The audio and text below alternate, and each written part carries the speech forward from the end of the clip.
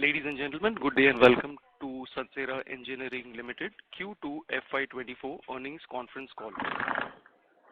This conference call may contain forward-looking statements about the company, which are based on the beliefs, opinions, and expectations of the company as on date of this call. These statements are not the guarantee of the future performance and involve risk and uncertainties that are difficult to predict. As a reminder, all participant lines will be in the listen-only mode, and there will be an opportunity for you to ask questions after the presentation concludes. Should you need assistance during the conference call, please signal an operator by pressing star and then 0 on your touch-tone phone. Please note that this conference is being recorded. I now hand the conference over to Mr. B.R. Preetham, Executive Director and CEO from Sansera Engineering Limited. Thank you, and over to you, sir. Thank you. Good morning and season's greetings to everyone. Welcome and thanks for joining this call. On this call, I am joined by our CFO, Mr. Vikas Goel, and our COO, Mr. Praveen Chauhan, and our Investor Relation Advisors, SGA. The results and the presentations are uploaded on the stock exchange and company website. I hope everyone has had a chance to look at it. We are pleased to report a strong financial and operational performance in Q2. Our revenues came in at a healthy 6,929 million rupees, representing a 9% year-on-year growth and a 5% sequential growth. EBITDA margins during the quarter were steady at 17%. In terms of revenue and EBITDA, this was yet another record-breaking quarter for us. I am thrilled to share that Sansera has received Premium Award for Outstanding Achievement in Collaborations and Customer Service from Raytheon Group. This award is another feather in our cap, and it demonstrates the solid collaboration and valued partnership between Sansera and Raytheon.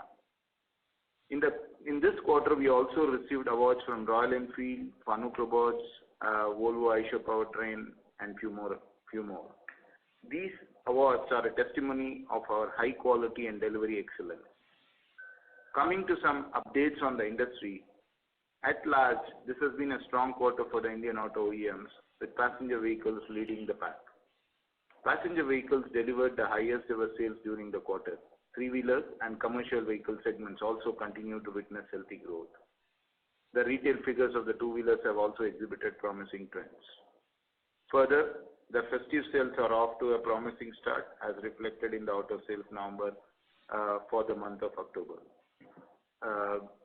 And Sansera has also seen a very good traction in October. The quarter of Sansera has been good, showcasing a stable business. The demand levels in domestic market are expected to grow in coming quarters, as OEMs are also fairly optimistic and are ramping up the production while ensuring ample inventory to meet the escalating demand.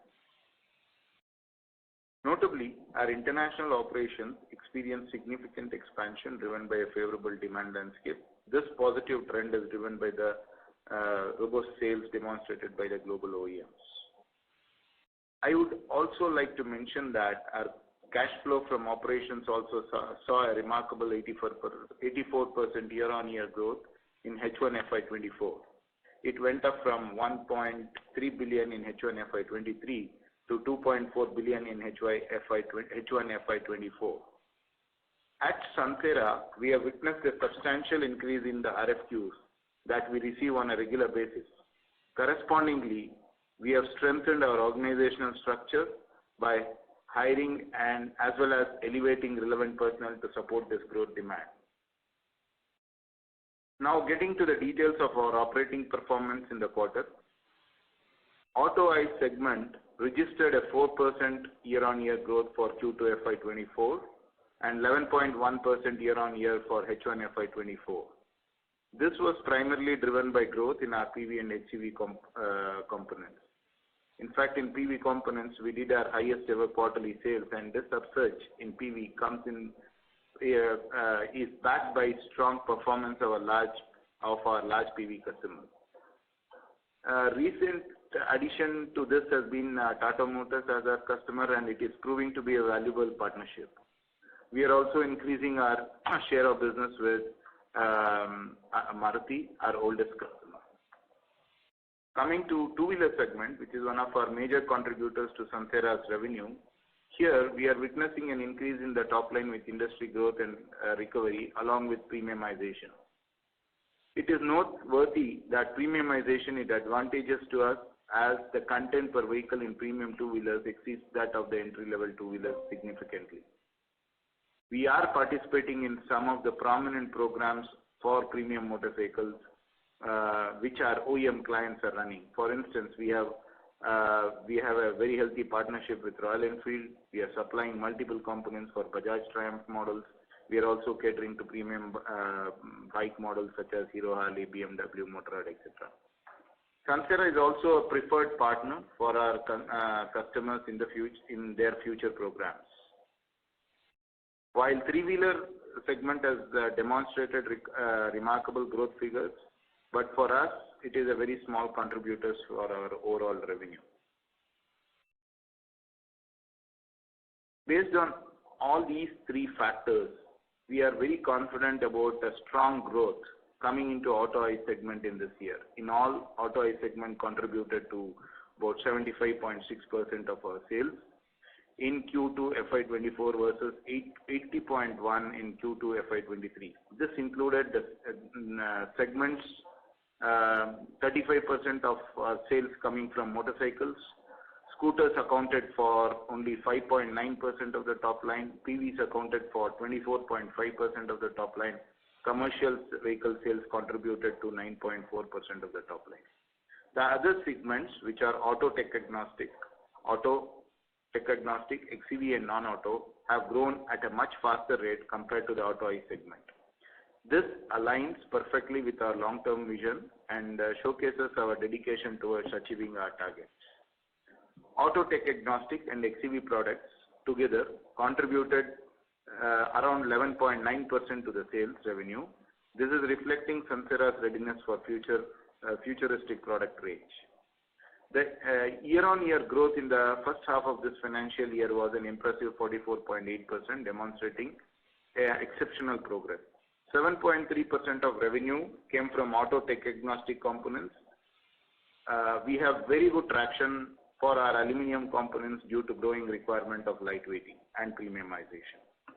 The contribution from XEV products has decreased to 4.6%, primarily as a result of scaling down of our business from one of our domestic EV two-wheeler customers. However, we are quite confident that our EV business will improve as the production schedules, which saw a setback due to withdrawal of FAME 2 subsidies, are back on track. Also, our new American multinational automotive EV customers' orders will contribute meaningfully to our top line in the coming quarters. Our non-automotive segment grew by 44% in the quarter, contributing to 12.6% of the total sales versus 9.6% last year. Talking about the sales mix, in aerospace, we manufacture seating parts, aerostructure parts, door assembly, lightweighting parts, cargo handling systems, also engine and landing gear related parts. Aerospace and defense contributed to about 4.6% in this quarter.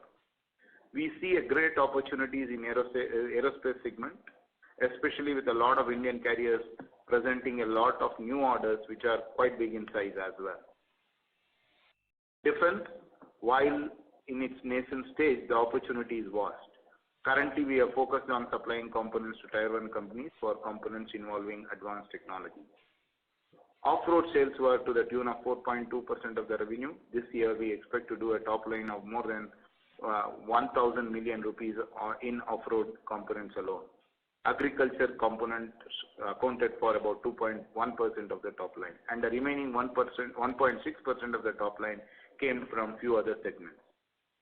Coming to our order pipeline, our order book of the new businesses with an annual peak revenues stood at rupees 19.3 billion as on 30th September 23 versus 16.9 billion as on 30th June 23.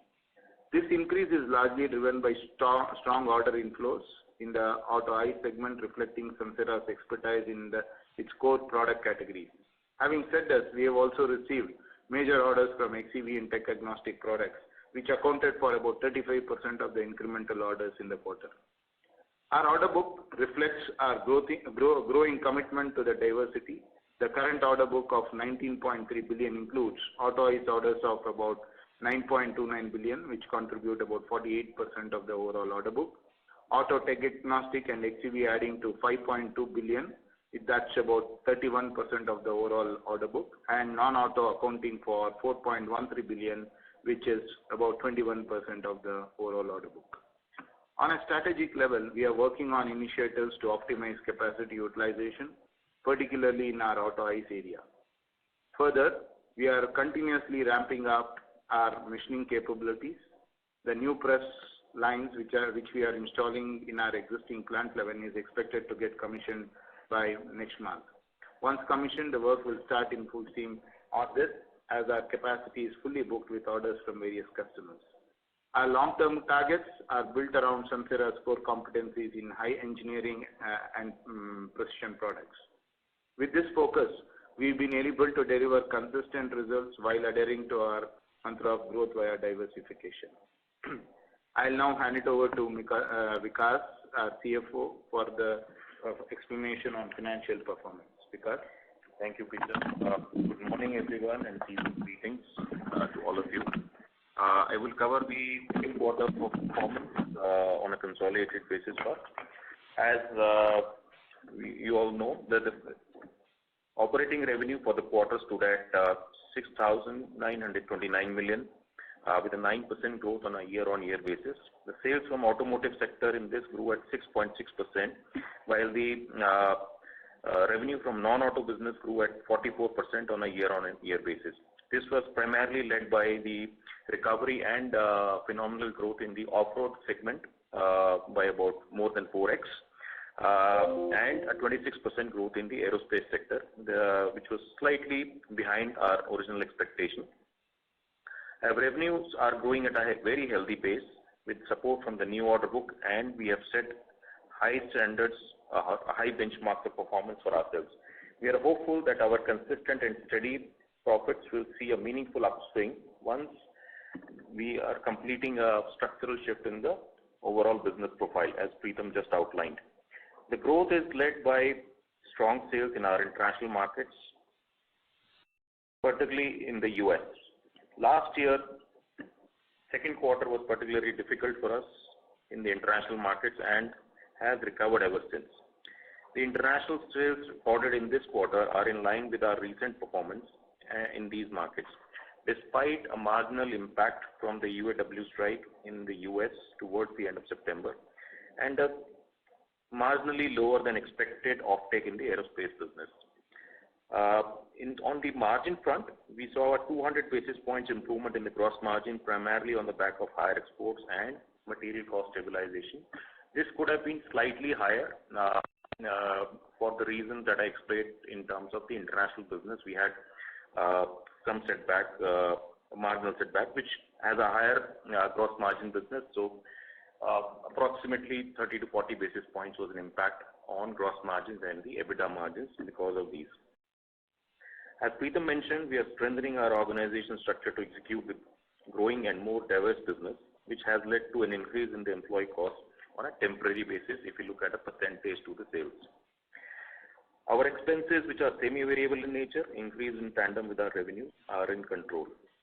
At EBITDA level, we maintained our margins at 17% despite all the factors that I explained just now, and saw a 9% year-on-year increase at 1,178 million.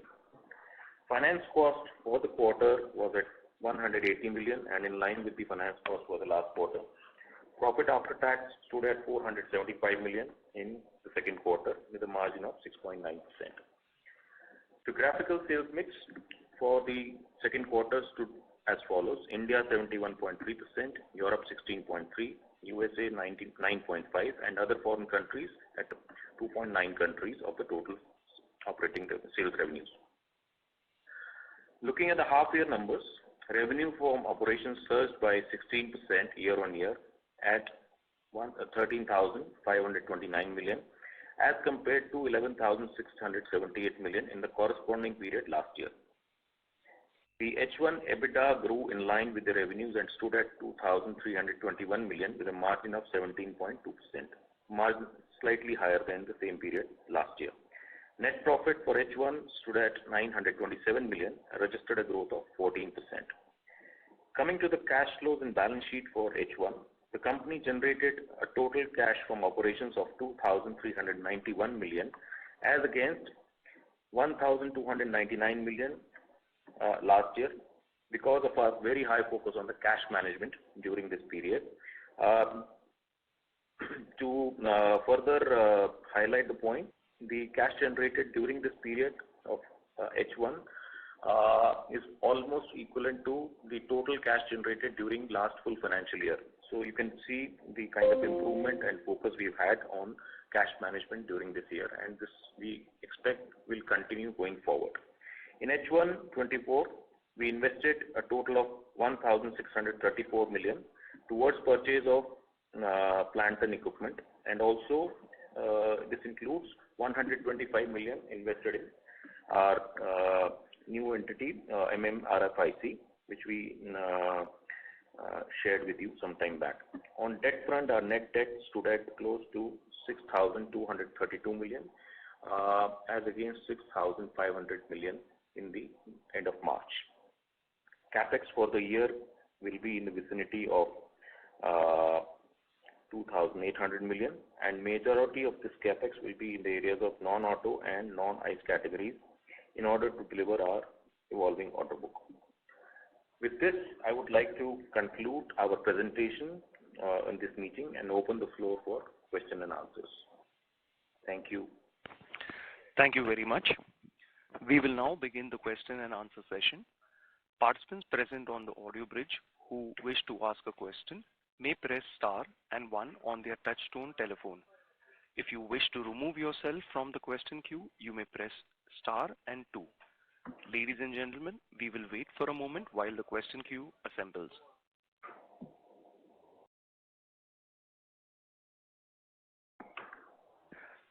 The first question is from the line of Siddhartha Bera from Nomura. Please go ahead. Hi sir, thanks for the opportunity and season greetings to the team as well. Siddhartha, sorry to interrupt you, sir, but could you speak a little louder? You are not audible. Yeah. Is it better now? Much better. Go ahead. Yeah. Thanks, sir. Thanks for the opportunity and season's greetings to the team as well. Sir, my first question is slightly on the longer term. So EV, I think globally has seen some slowdown in the quarter, and we continue to see good traction in the xEV segment. So some thoughts there. How do you see this segment developing over the medium term? And second is on this lightweighting segment as well, where we continue to get very good traction. So do you think the revenues or the mix can shift meaningfully here? How much capacities are we adding? And some color there will also be very helpful. Morning, Siddharth. Thank you and season's greetings to you as well. You're right. We have been having a good traction, a lot of order inflows into the xEV segment, both from our domestic customers as well as from our international customers, a well-known leading EV manufacturer from the North America. We have started our commercial production of our programs into this customer, and you will see that revenue ramp up happening in the quarter 3 and quarter 4 as well. While I just came back from US yesterday from a 10-day business tour where we had visits to our customers just to reaffirm our commitments to the business and also discuss with them on various opportunities that are available. So one thing was evident from the discussions with most of them is that there is a slowdown on the EV adoption, especially in North America. This is also evident from the fact that all the 3 major auto OEMs have scaled down their plans on EV. So there is a renewed focus on all the ICE platforms that are again seeing a lot of revamping and also on extension of the programs beyond 2032s. So we've been getting a lot of opportunity on this as well, while we are working on strengthening our XEV portfolio by adding more products into it. But the opportunities in our core components, which comes at a very healthy margins as well, are significantly going up. So we are quite bullish on this. Going forward, you would also see addition of few more customers from them, and also participating in the newer programs through these additions also. Got it. Sir, second is on this order book. So you have indicated that over a 3-year period we should see the full impact, and we have compared and showed us the mix compared to FY23 where we are. So is it fair to assume that this is largely sort of I mean, the risk to this sort of playing out, because in the recent term we have seen some slowness in some segments. So how confident are you that by FY maybe 26 we sort of achieve the potential, long-term potential probably which you have called out here? See, if you really look at our current last year's performance of, that is what we have shown in our slide number 8 in our presentation, where it demonstrates that the new order book combining with current last year's product mix performance, we would have reached about close to about 36% of our revenues coming from the non-auto, XEV, and tech-agnostic products. Now, while this is the current revenue mix and the current revenue mix and actually visibility that we have on the order book and the mix of it, but we still feel that the trends towards premiumization, trends towards lightweighting, and also our growing collaboration with the XEV customer would also mean that we would probably be able to do better than this 36% and towards move closer to our vision of 40%. But as you rightly said, these are all also there are various external factors that could have an influence on this. While that is exactly the reason why we have not really focused on any particular segment, while we have kept ourselves more focused on non-auto and tech-agnostic. So even if there is a slight slowdown in the one particular segment or one particular technology, we will not be, we are trying to ring fence ourselves. Now, while the programs themselves, owing to various external factors, may get, slightly extended in terms of their start of programs or the thing, but we are very confident that by 2026 or FY26, we will be able to achieve these numbers as a company in terms of all the resources, capacities, and our strategies. We are working towards the same. Got it, sir. So last question on this depreciation. We have seen some increase in the current quarter compared to the last quarter. So any particular investments which we are doing and the sort of the benefit or the revenue pickup is not happening now? Is there anything there to look at?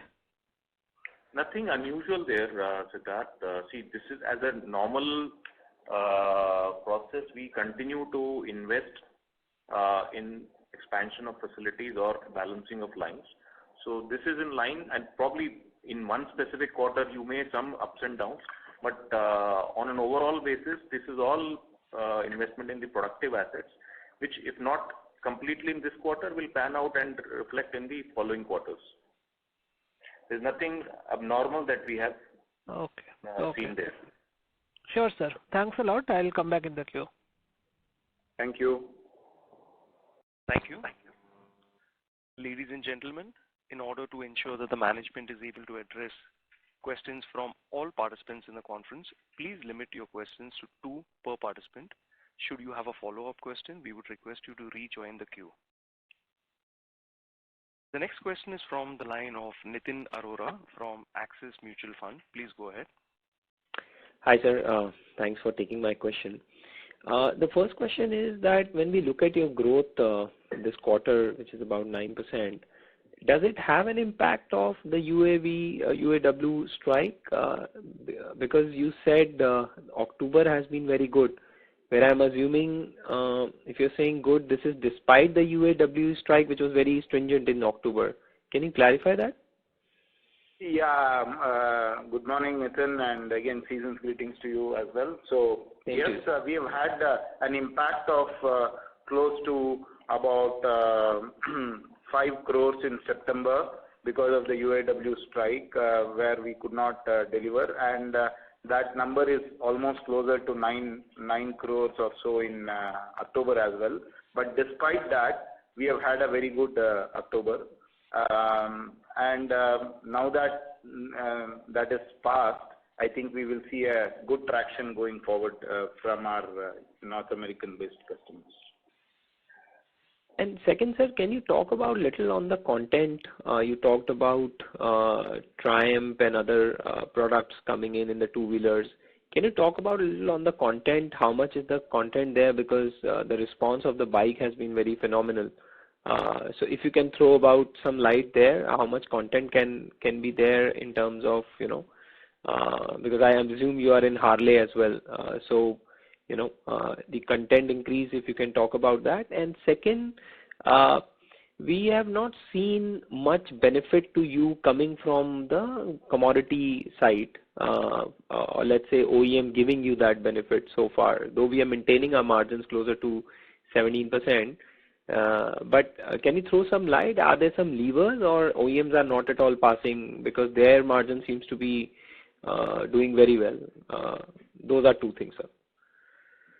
Yeah, Nitin, like in the previous interactions also, I have maintained that while we are participating in most of the most of the premium motorcycles, including all the programs from Royal Enfield, programs from TVS, BMW, we are also supplying to Harley, Hero models, as well as Triumph Bajaj models.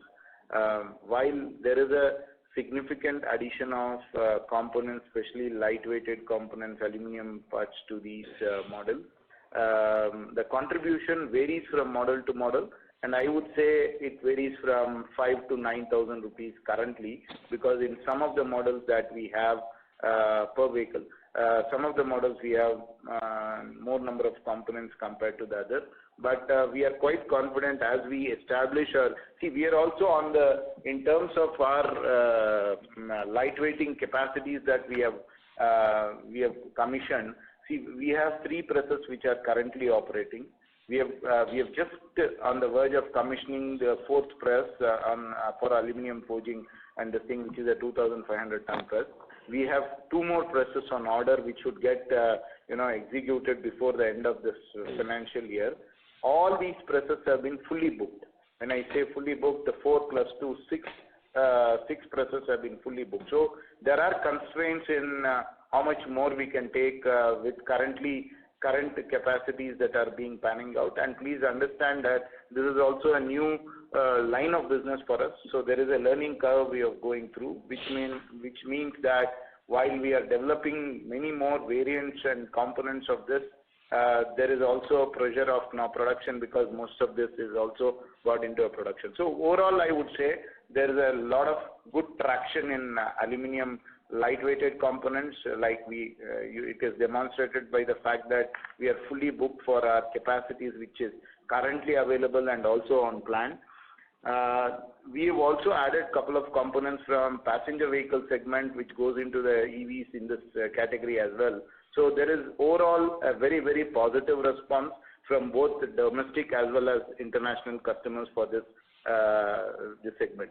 And I understand while talking to this thing that the scope and the opportunities in this segment, both internationally and domestically, is going to significantly increase in the coming quarters. So as Sansera, we are fully committed. We are starting a expansion of our new forging facility. We are adding another forge shop into our plant 11, which will be able to house another 6 additional presses for aluminium whenever the time is required. As and when we start getting the orders, we will have this facility ready. We hope to complete this facility by first quarter of FY25. Building will be ready, where we will also place 4,000 ton press by end of May. So with this, I think there will be a very meaningful progress in the lightweighting and aluminium components. On commodity prices, I will leave it to Vikas. So Nitin, there has been, so when we say impact of commodity price, this works the other way. So actually we have to pass on a material selling price reduction to the customers based on the purchasing price reduction that we get from suppliers. So in terms of margin, yes, it is visible. If you see, the gross margin has had an impact of, has an improvement of 2% for the quarter as against same period last year. So this is visible due to the stabilization and slight reduction in the raw material cost that we versus last year. Do you see this levers of further commodity benefit coming in the gross margin and overall EBITDA margin, or do you think this is the peak? This is now stable for some time. It has been stable for a few months, and we don't have any further indication of more reduction immediately. The improvement that we expect to come forward is basically from the change of product mix, and so we'll see improvement coming in from more higher exports, as well as stabilization of the new products that we are launching every month will actually start reflecting in slight improvement in the gross margins. Nitin, just to add to what Vikas said, see, over the last 2.5 years, you are aware of the fact that there has been more than 60% increase in the raw material cost, actually resulting in almost 2.5 to 2.75% optical impact on margins for us, because it is a numerator-denominator effect. As the commodity prices cools down and it starts moving down, we would have that positive impact similar positive impact onto the gross, margin. Got it, sir. All the best, sir. Thank you. Thank you, Nitin. Thank you. Before we take the next question, ladies and gentlemen, in order to ensure that the management is able to address questions from all participants in the conference, please limit your questions to 2 per participant. Should you have a follow-up question, we would request you to rejoin the queue. The next question is from the line of Basu Banerjee from ICICI Securities. Please go ahead. Thanks, sir. Just to continue with the margin thing, decent set of numbers, gross margin improving sequentially also. So just one thing for Goelji, that revenue up 5% QOQ, other expenses up 10% almost QOQ. So any one-off in that other expense? One, I can see it's moving up almost 10%, so NOR margin would have been closer to 18% also this quarter. So Basu, thanks for the question. You're right. There is a 5% increase in the revenue, whereas the expenses have actually risen faster. And as we explained, that the major reason there being increase in manpower cost, which is not a one-off or not an exceptional thing. This is the planned increase that we've had because of increasing the capability, and we're adding a lot of people in the mid-management layer to improve the capability and also to address the growing diversity in the product profile. So, but sir, manpower costs would be in the employee cost line item, I suppose. Sorry? Manpower cost would get reflected in the employee cost, staff cost line item. I was saying about other expenses. Other expenses also has an element of contractors. Okay. So that is the main item which is actually reflecting in other expenses also, the contract labor. So with the rising scale, requirement of higher contract labor will keep that line item at this level elevated. Yeah, so it will normalize over a period of time. There are already, so as I said, once we introduce products, initially there is a higher amount of manpower and there are sometimes imbalances in the schedule, so that also causes this. So we are keeping a track of this. Perhaps, Basu, one more thing is that, as we, in the Q2, generally, because owing to the almost 1 month of holidays in Europe for the thing, so generally the international business would be slowed down, but we will not be slowing down our production because our distribution is over 12 months. So you would see that some of these costs are loaded because we would not be, while we had produced this, we would not have delivered that. You will see that effect which will come from third and fourth quarter. So overall, things are very much in line with our expectation as well. Sure. Thanks. Second thing, sir, if I look at 4.6% of revenue aerospace, almost pointing to annualized revenue of 130 crore. So as you were guiding earlier, beginning of the fiscal, that you are targeting 130, 135 this fiscal. So already you are reaching annualized 130.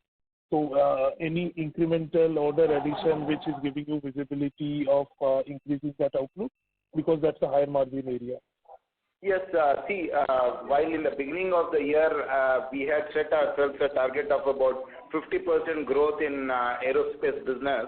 So I had said that we will be anywhere between 140 to 150 crores in this year. But there has been one program of one of the major customers has, owing to the delay in the approval clearance for their aircraft, this particular program, which is a cargo conversion, has got delayed. So, and overall, there is a 16 crore impact on our full year basis, but we have now been told that that program is going to restart or start commencing from first quarter of the calendar year, which means the fourth quarter of our year. So while there has been a slight, there could be a reduction from our original estimate of 50%, we will still be around 40% growth for this year. But the order inflows have been very, very good. We have been able to, you will further see, because there is a lot of RFQs where we have been working on, while there have been finalizations that have happened, yet to get a full final confirmation. You will see those things panning out in this quarter and the next quarter. Overall, we have a very, very healthy order book in aerospace as well. While defense is in a still nascent stage, opportunity-wise, we see a lot of traction. But in defense, as you are aware, it's a long term, and we are working on a lot of approvals, working with certain agencies to, for working through their programs as well. Thanks, sir. I'll come back to you. Thank you. Thank you. The next question is from the line of Saurabh Patwa from Quest Investment Advisors Private Limited. Please go ahead. Thanks a lot for this opportunity, sir. So just wanted to have your thoughts on the slide 8 where you've given your growth path. So is it based on the LOIs, or how much would the ratio would be for LOIs and purchase orders? Because it's quite long, as you've given it is almost for next 3-4 years. So you have the visibility of revenues, or is it also include some expectation which you believe you will get? Oh, you are talking about the slide 8, right? Yes, sir. It is 100% on LOI and purchase orders. We do not have any of the thing. These are the peak annual revenue, as we have explained previously also. And these would only include the businesses that have been secured by us in terms of either LOI or a purchase order. So there is nothing that we have put in this as expected businesses. It is all confirmed volume and the prices that have been given either through a LOI or through a purchase order. Great. So this gives a visibility of close to 4,000 crore plus kind of a revenue in FY26. Is it a fair understanding? Yes, see what we are saying is that generally our orders peak in about 3 years' time, depending on the sector. Some of them could peak around 2 years, some of them would take 3 years, based on either domestic or international businesses. But overall, it's a fair assumption to say that while we say that the order book is peak annual revenue could lead to a full volume of 1.9 billion, 19 billion Indian rupees, so 1,900 crores. So this would mean that at its full peak, when all the programs kick off and attain a maturity, it will give 1,900 crores.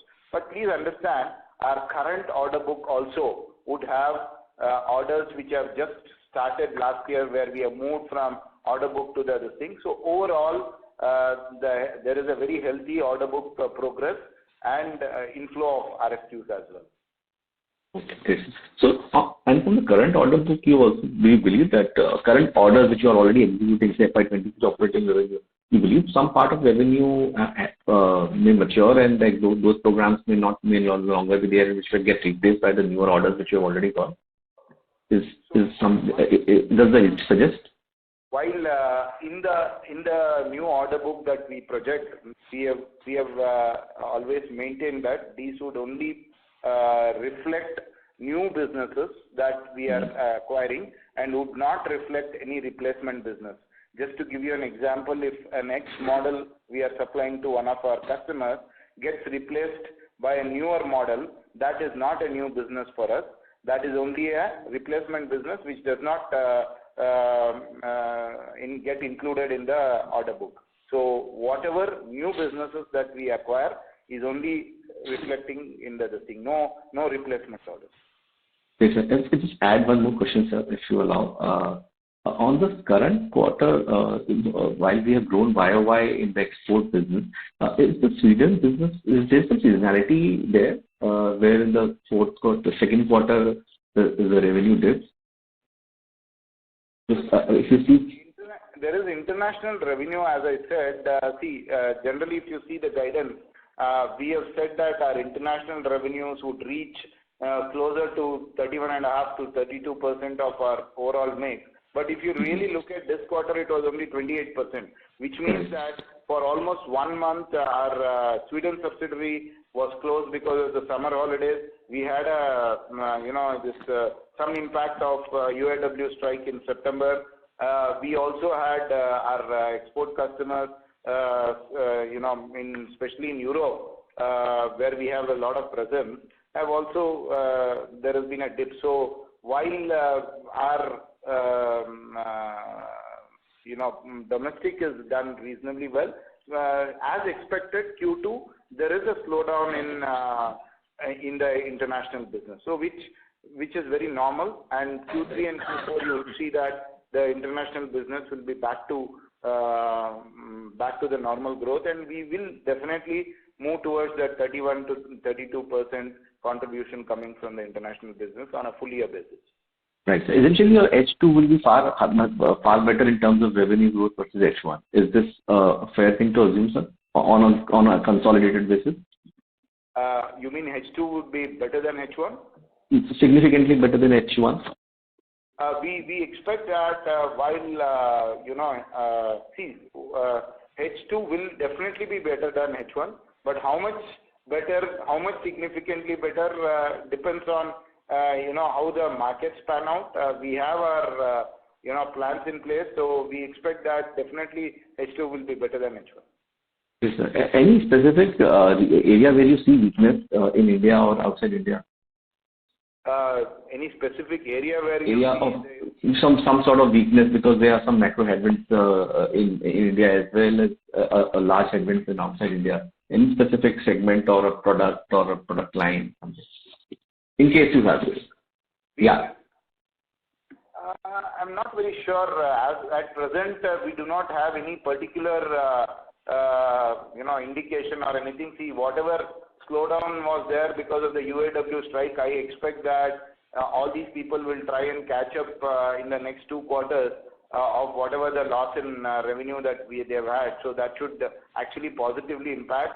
I have also commented on aerospace, while that program, one of the programs which was temporarily could not be executed because of the our customers did not get a final regulatory clearances, but that should also start.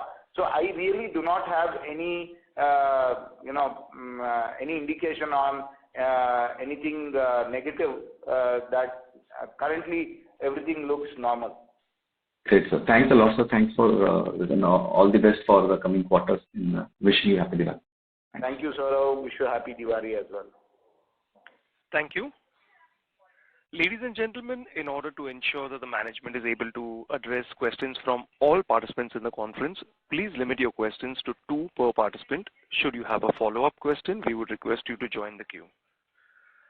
The next question is from the line of Ankit Merchant from SBI Life. Please go ahead. Yeah, hello. Thank you for the opportunity. So, from the revenue perspective during the quarter, we have seen that the two-wheeler growth is from the year-over-year basis, it is negative 11%. Is it largely been driven by the scooter segment? Where so can you give some more color on this? So, scooter segment is actually not doing much better for us. We actually have, exited one of the programs of one of the large EV OEMs, two-wheeler, because of, pricing and margins, So we did not wanted to continue because we were not having a meaningful contribution coming towards that. So while we are keen to work with all the customers, we want to improve the business relationship, but that cannot come at a cost of margin. So we are very clear on that.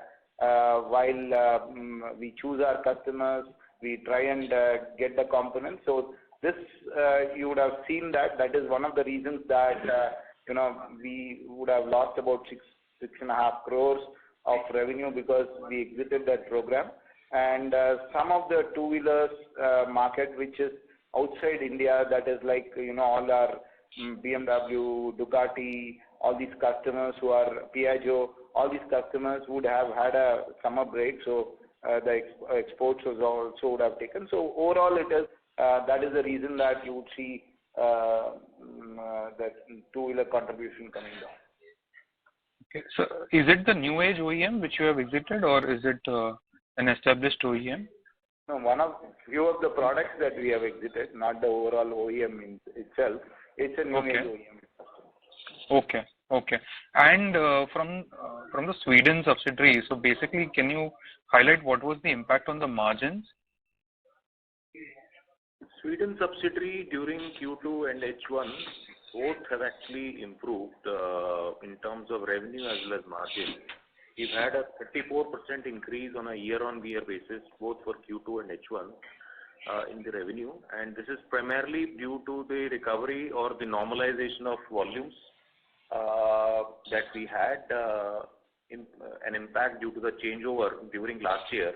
So that is now back to the normal levels. And similarly, the margins have also come back to the normal level. There was also a price correction that we have received from the customers in terms of energy prices and also inflation compensation.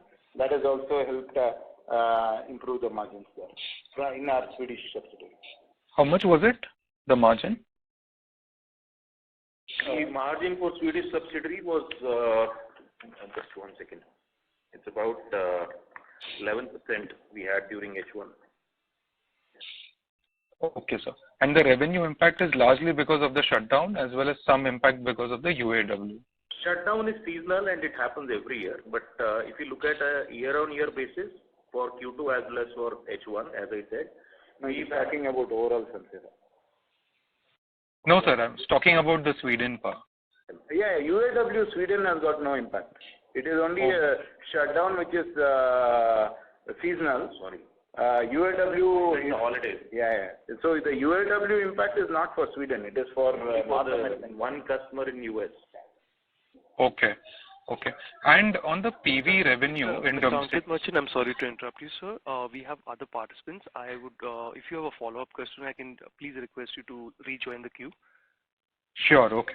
Thank you. The next question is from the line of Jyoti Singh from Arihant Capital Markets Limited. Please go ahead.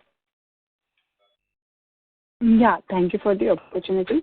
And sir, my question, if you could please provide information on the current order status and any strategic target for the increase the revenue mix within our aerospace segment, as we are doing pretty decent on that segment.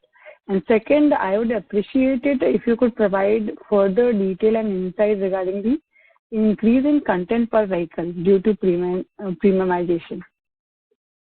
Thank you. I think increased content per vehicle question I already addressed because Mr. Nitin had asked us. Specifically what happens as our premiumization, these are all higher CC engines, could be around 400 to 500 CC engines. So we would have, our components, integral crankshaft along with connecting rod, higher, technology, rocker arms, gear shifter forks, balance, engine components that goes into all these things. These, of course, are go at a much higher revenue compared to a 150 cc or a 180 cc motorcycles, because the configuration of the components and technology is totally different. But added to that, we also supply a lot of aluminum forged and machined components which goes into suspension, chassis, and such of the system. So all put together, I said there could be an opportunity between 5,000 and 9,000 rupees per vehicle, depending on what all mix of these components we supply to various models. Not everything goes into every model. So the maximum being about 9,000 rupees per vehicle. So that is about the premiumization and the thing. In terms of aerospace, we see a lot of traction. We are I have said that, and I am willing to maintain that statement purely based on the orders that we have and the traction that we have, that for the next 3 years, we see that there is a potential growth opportunity of about 50% year on year. There could be a temporary 1 or 2 quarters impact because of 1 or 2 programs not being started on time. But otherwise, in general, our order book is very strong. We are adding, customers as well as product portfolios which are larger and better value addition in this. So we are on track for having 50% growth for the next 3 years at least. Okay, thank you so much, sir.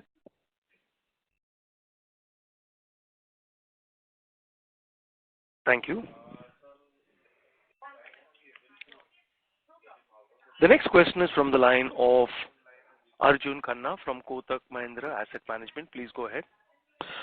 Thank you for taking my question. Sir, just on the CAPEX side, so you talked about the premiumization. Is there additional CAPEX we need to do for these components in the ICE, given that our utilization levels are lower at this point in time?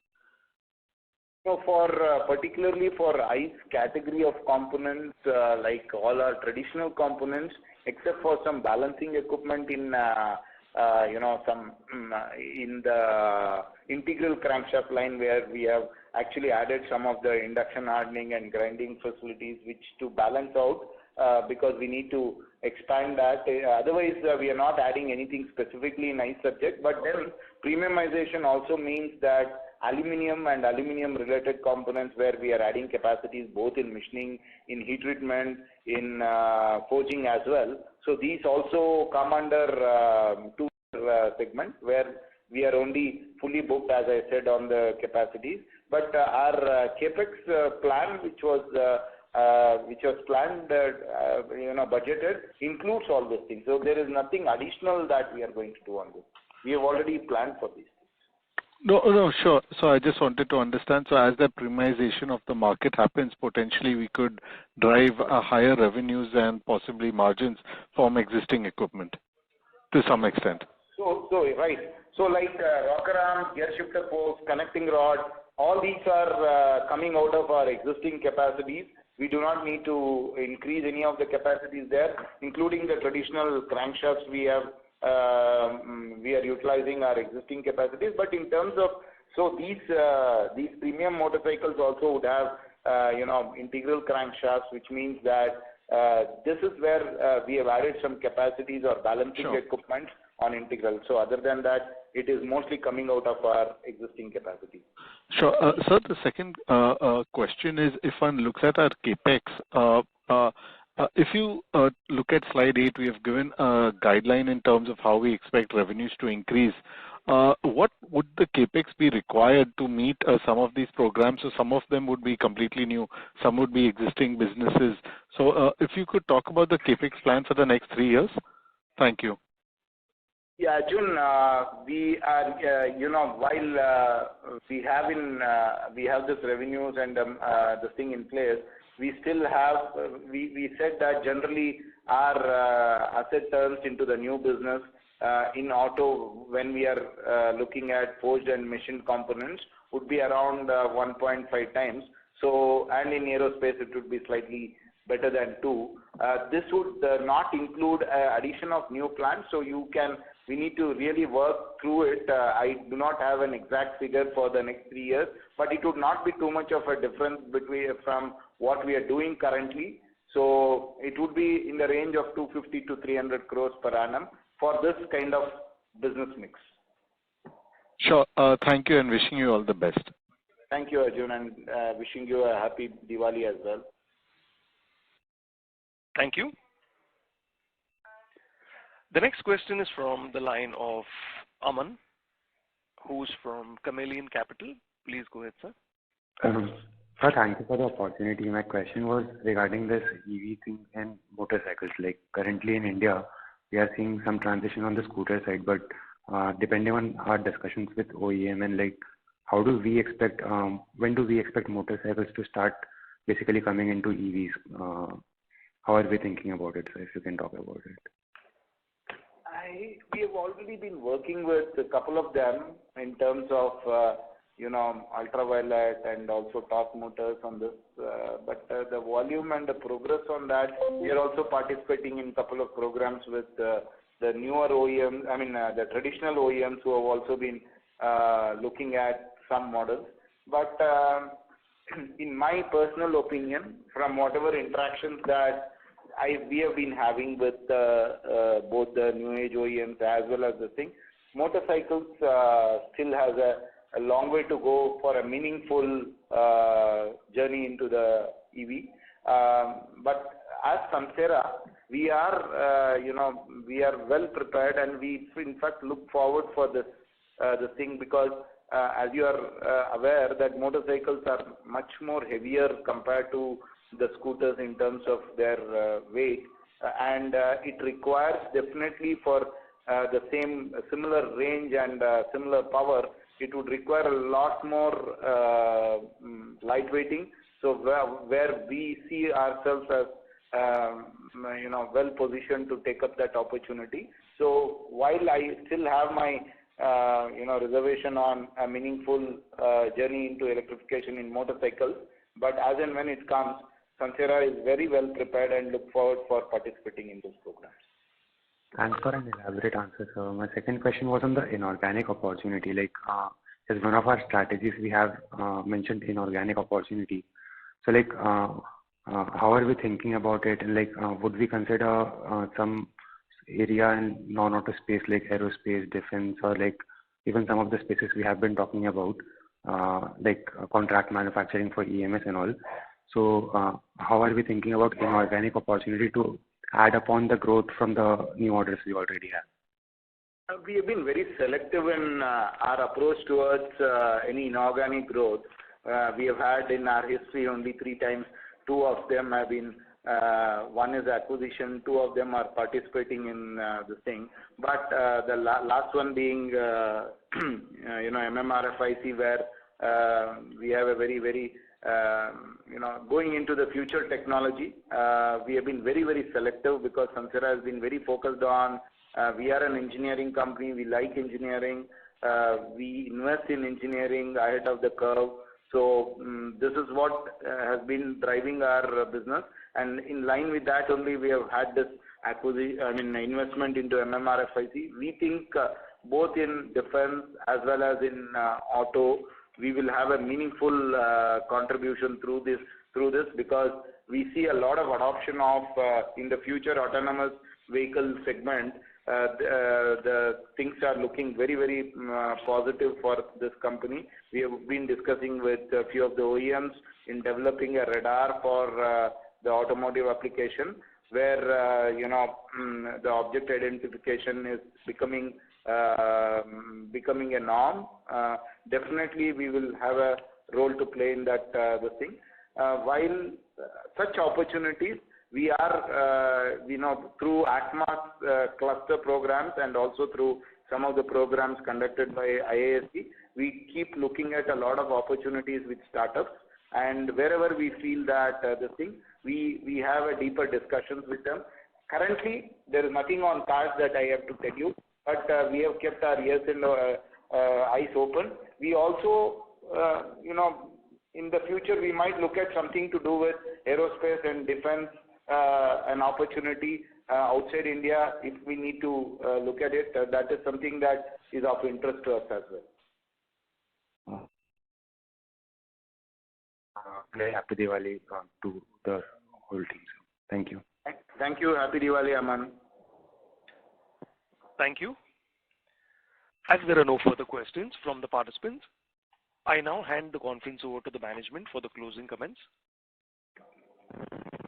Thank you. With this, I conclude the call. If you have any further queries, please contact SGA, our Investor Relation Advisors. Thank you everyone for joining us today on this earnings call, and happy Diwali and season's greetings to all of you. Thank you. Thank you very much. Thank you. Thank you. On behalf of Sansera Engineering Limited, that concludes this conference. Thank you for joining us, and you may now disconnect your line.